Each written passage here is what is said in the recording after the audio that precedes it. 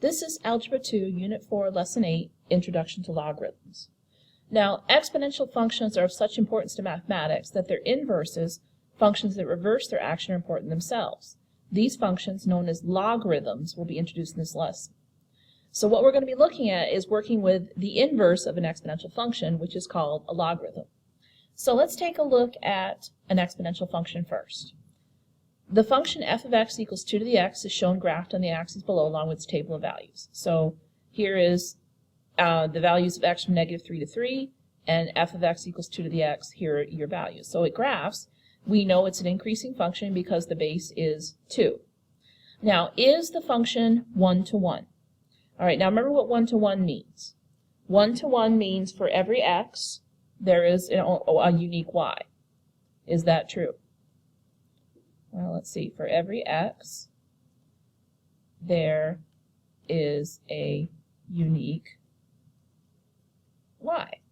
All right. Now, each x has only the one y, and the y's are not repeated. So, is it 1 to 1? Yes, it is. Now, what is the quick way of showing if it's 1 to 1? Does it pass the horizontal line test? Yes, it does. So it passes the horizontal line test because if you hit the graph or draw a horizontal line, you only hit the graph once, no matter where you draw it. So it passes the horizontal line test. Okay, now, what is important about it being 1 to 1? Based on your answer from part A, what must be true about the inverse of this function? Well, if it passes the horizontal line test and is 1 to 1, so if it is 1 to 1, what does that tell us about its inverse? Its inverse should also be a function. We did that way back at the beginning of the year, but let's see if we remember that. So if the function's 1 to 1, that means its inverse will also be a function. So I've written my handwriting a little better there. Okay, so let's prove that that's true. Okay, so we're going to create a table of values. All right, now to create the table of values, let's think about first what happens when you graph a function and its inverse. When you do a function and its inverse, f of x and f inverse of x, it will always be symmetric across the line y equals x. So if I look at this function and I take each of these points, I can figure out what its inverse should be by reflecting over to the x-axis, or over y equals x. Okay, so let's take an easy point right now. Okay, let's take this point right here. That's 0, 1. Okay, if we reflect that over y equals x, what happens to the coordinates? The coordinates switch order. Y equals x becomes xy becomes yx. So this 0, 1 will become 1, 0. Will be right there. Okay, so let's put that right here. So if x is 1, y is going to be 0. Okay, let's work backwards here. This was -3 1/8, so this is going to be, if 1/8 is going to be -3, which would be about there. Okay, 1/4 was the next point. This is -2 1/4, so this is going to be 1/4 -2. You see what's happening here? Yeah, I do. Okay, it's going to reflect like this. All right, and then 1/2 was the next point. Reflected across the x-axis will be -1. So 1/2 -1 would be there, or so approximately. All right, and then this point is 1, 2 becomes 2, 1. And this point, 1, 2, 1, 2, 3, 4, 2, 4 becomes 4, 2. 3, 4, 1, 2. And then 3, 8, this point right here would become 8, 3. 1, 2, 3, 4, 5, 6, 7, 8, 1, 2, 3. So you can see the curve that we draw is symmetric with f of x, which is at y equals 2 to the x. So this is going to be f inverse of x. This would be the inverse function. Okay, so how do we figure out what the formula for the inverse function is going to be? What would be the first step to find an equation for this inverse algebraically? Write the step down and stop. So the first thing you would do would be switch x and y. Okay, so if you have y equals 2 to the x, you would rewrite it as x equals 2 to the y. All right, so, and normally you would solve for y next. But the problem is your y is an exponent. But we're going to deal with that in just a second. All right, so to define a logarithmic function, the function y equals log to the base b of x is the name we give the inverse of y equals b to the x. So these two things are equivalent. Okay, for example, y equals log to the base 2 of x is the inverse of y equals 2 to the x. So based on exercise 1D, we can write an equivalent exponential equation for each logarithm as follows. So y equals log to the base b of x is the same of b to the y equals x. So these are the same. All right, now notice the notation here.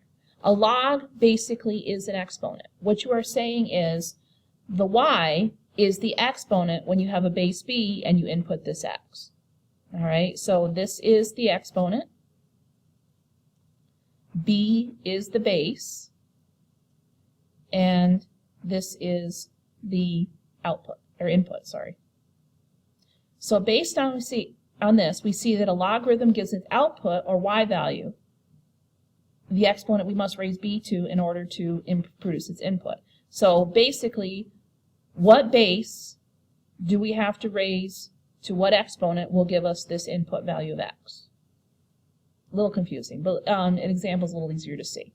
So we have to be able to interpret the notation when we see a logarithm. A logarithm basically is an exponent.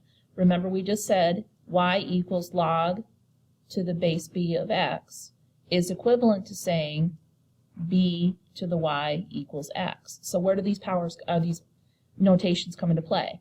This is your base. This is your exponent.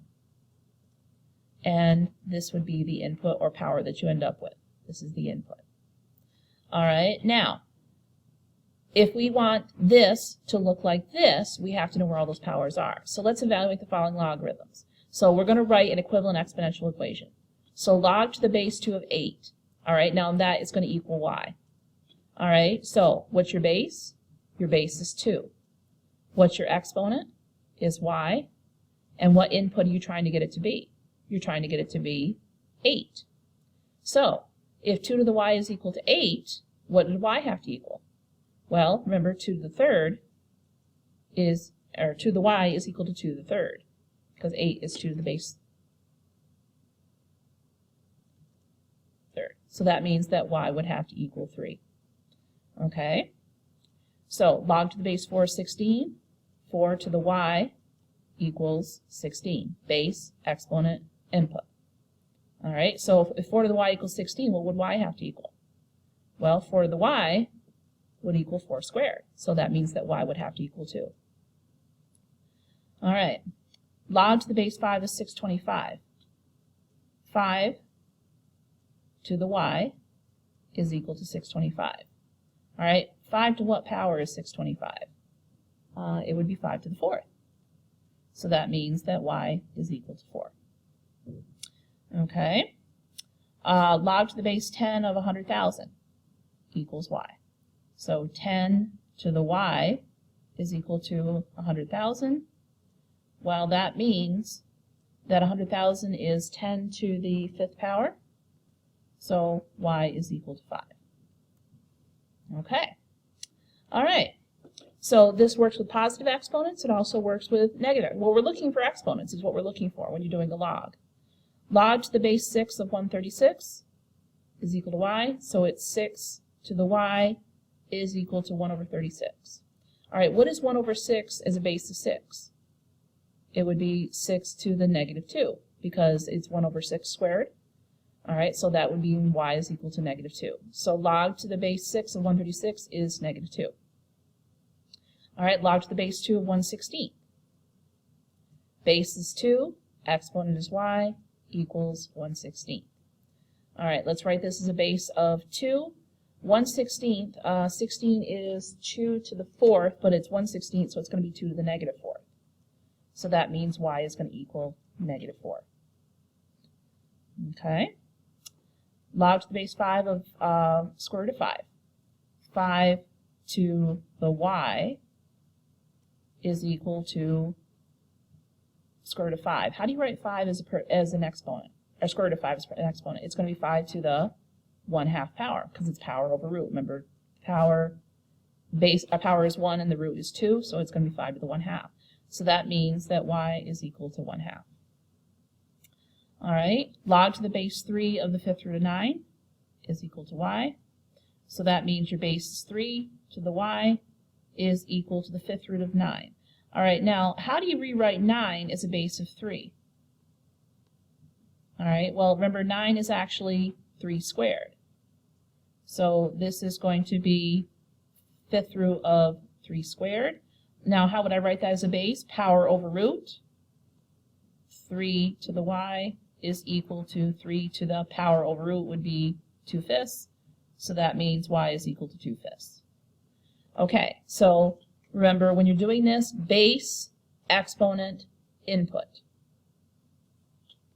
It is critically important to understand that logarithms give exponents as their outputs. So what we are looking for here, when you're doing a log, you are looking for what is the exponent given a certain base and an input. What exponent do you get when you have this base to get this input? It's the inverse of figuring out an exponential function. All right, so if the function y equals log to the base 2 of x plus 8 plus 9 was graphed in the coordinate plane, which of the following would represent its y-intercept? Okay, so first of all, again, what do we know about the y-intercept? The y-intercept is where x is equal to 0.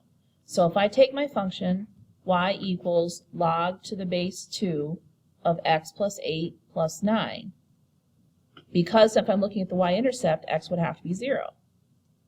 So it would be log to the base 2 of 0 plus 8 plus 9. Log to the base 2 of 8 plus 9. Okay, now what is log to the base 2 of 8? All right, remember it's base of 2 to what power gives you 8? 2 to what power will give you 8? Well, that means that y would have to equal 3, because that would be 2 to the 3rd. So y is equal to 3 plus 9. So 3 plus 9 is equal to 12. So that means it is number 1. Okay, now let's save number 4 and number 5, because I'm going to show you some stuff on the calculator in class on the next day.